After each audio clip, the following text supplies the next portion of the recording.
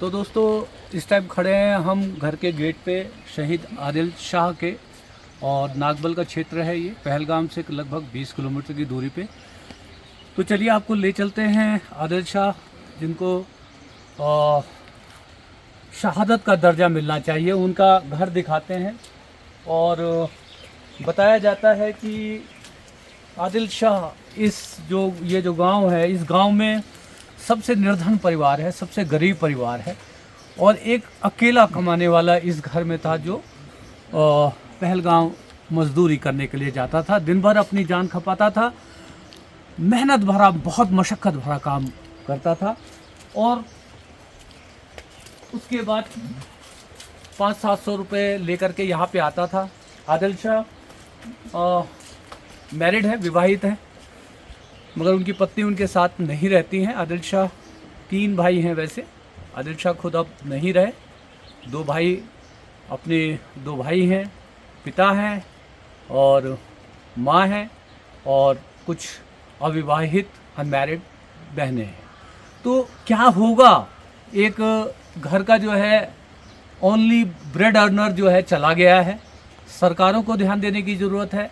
जो आदिल शाह ने शहादत दी है कश्मीरियत को बचाने के लिए, कश्मीर में आए पर्यटकों को बचाने के लिए, अब बारी है सरकारों की और हम लोगों की कि हम आदिल शाह के परिवार के लिए क्या कर सकते हैं। अभी भी लगातार जो है मीडिया वालों का यहाँ पे आना जाना लगा हुआ है। ये एक अच्छी बात है। मीडिया में जितना ज़्यादा शहीद आदिल शाह के बारे में बात की जाएगी, उतनी ज़्यादा जो है सरकार तक आवाज़ पहुँचेगी, कि सरकारों के कान में कुछ जूर रेंगेगी। यहाँ जम्मू कश्मीर की सरकार, साथ में जो है भारत सरकार, कुछ सोचेंगे शहीद आदिल शाह के परिवार के बारे में, कि उनके बाद उनके परिवार की रोजी रोटी कैसे चले, उनकी जो अनमैरिड जो सिस्टर्स हैं उनका निकाह किस तरह से हो पाए। फ़ारूक अब्दुल्ला साहब यहाँ पे आए थे। मैं उनसे गुजारिश करना चाहता हूँ कि आप सब देख करके गए हैं, कुछ ऐसा करिए जिससे आदिल शाह के जाने के बाद भी इस घर का जो है रोजी रोटी बदस्तूर जारी रहे। तो दोस्तों, जैसा कि पहले भी मैंने आपको बताया कि बाहर आसमां आज भी सिसक रहा है, आसमां आज भी रो रहा है। मानवता का जो यहाँ पर जो खून हुआ है, मानवता की आंखों से जो है खून के आंसू निकल रहे हैं। इन आंसुओं को जो है हम सबको मिलकर के पोंछना पड़ेगा।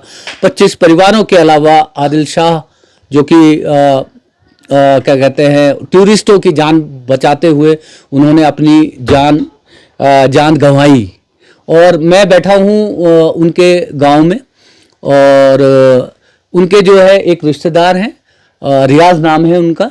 तो हम रियाज से कुछ आदिल शाह जी के बारे में जानेंगे कि किस तरीके के आदमी थे। तो रियाज जी बताइए कि आदिल शाह जी के बारे में हमें कुछ बताइए। आदिल शाह का जो सुना आप लोगों ने, सबों ने, कि वो किस ज़मीर के आदमी थे। जी जी जी। आदिल के हर दिन मीडिया में यही बात आ रही है, आदिल साहब नेक दिल आदमी थे। उसने जब वहाँ पे फायरिंग हुई, अपनी जान की परवाह ना की, तो मेहमानों की जान बचाते बचाते अपनी जान भी उसने दे दी। आप उनके घर के जो है कुछ हालात के बारे में बता रहे थे हमें जो है।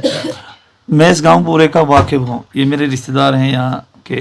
जी जी। तो सारे लोग से मेरी बात हुई, जी आता जाता हूँ इनके साथ, उठते बैठते हैं, अपनी कमेटी के हैं।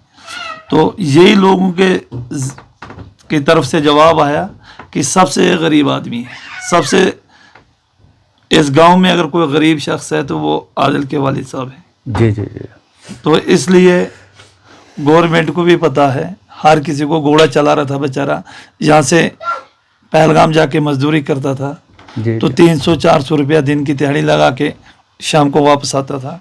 तो वो एक कमाने वाला वाहिद एक चिराग था। तो इस दुनिया को छोड़ के अपनी जान जो है, हिंदू मुस्लिम सिख ईसाई आपस में भाईचारा उसने कायम किया, अपनी जो जान की है कुर्बानी लगा के शहीद हो गए। जी जी। आदिल शाह को हमेशा आदिल शाह के नाम से पुकारना चाहिए। और मेरी गुजारिश है आप मीडिया के वसादत नरेंद्र मोदी साहब को और जम्मू कश्मीर रियासत की सरकार को, सबको जितना भी हो सके इन लोगों की मदद की जाए, इन लोगों का हाल पूछा जाए और उसका नाम हमेशा हमेशा कानून की किताबों में याद रखा जाए। जी जी जी।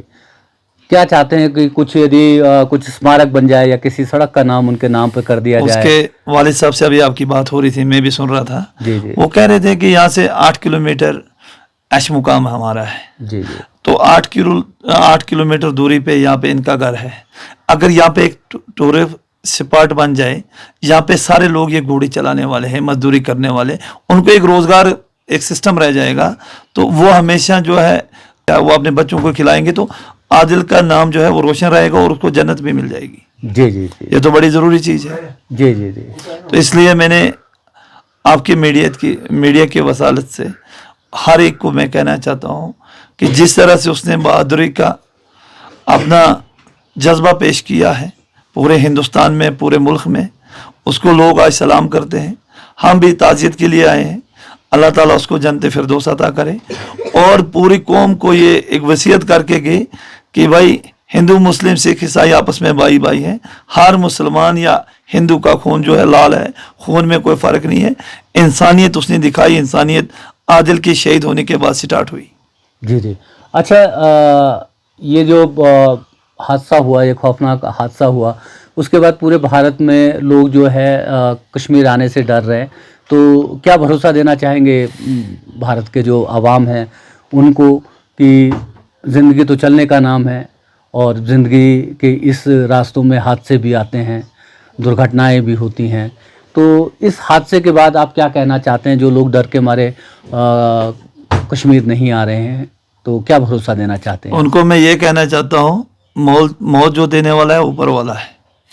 हर शाम के बाद सुबह आती है और सुबह के बाद शाम आती है। मैं उन लोगों को हमेशा कहता हूँ जो बाहर के हमारे मेहमान हैं, जिस तरह से आ रहे थे उससे ज़्यादा आएँ, ताकि उनको मुंह तोड़ जवाब होगा कि हम कश्मीरी हिंदुस्तान के मेहमानों के साथ हैं, कोई उनके साथ नहीं है, दरिंदों के साथ कोई इंसान नहीं खड़ा है। हम सारे कश्मीरी लोग जितने भी हैं, हम अपने मेहमानों के साथ हैं। वो आए, जिस तरह पहले तरह रोज़गार चलता था उसमें इजाफा होए, ताकि ये लोगों को रोज़गार मिले।